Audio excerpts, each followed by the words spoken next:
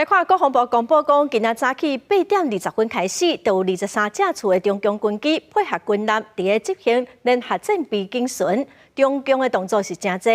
美国媒体嘛指出讲，美国的国防部伫2022年就有成立对台高级整合小组，要来提悬对台湾军事援助的效率。另外，台美国防产业论坛初六会伫台北来举行，今年计共是有27间美国的国防厂商会来参加。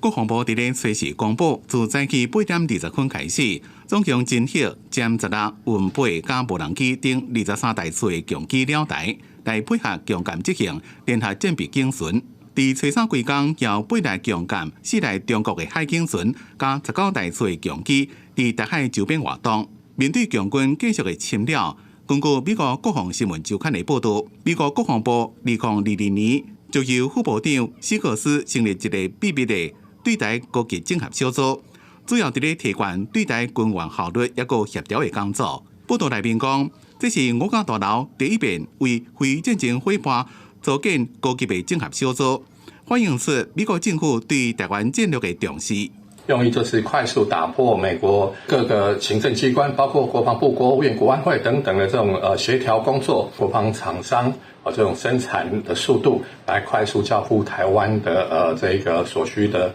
防卫武器。美国众议院半款委员会是有告讲，将会审议一项预算法案，其中包括提供予台湾5亿美金的外国军事用资，也个上济20亿美金的贷款加贷款担保，来强化台湾的协作力对抗中国。外交部感谢美国国会友人持续展现对台支持，也将密切关注该法案的后续进展。去年由前美国太平洋陆战队司令鲁德所带团来台湾参加的台美国防产业论坛，初六再一遍伫台北进行。美国国防承包商的规模自25间变做27间，包括洛克希德、马丁、雷神、贝尔，也个无人攻击艇公司。伫访台期间，将会拜会政府高层，就无人机、军工产业加相关学研交换意见，并且计划要参访中科院一个汉翔公司。记者综合报道。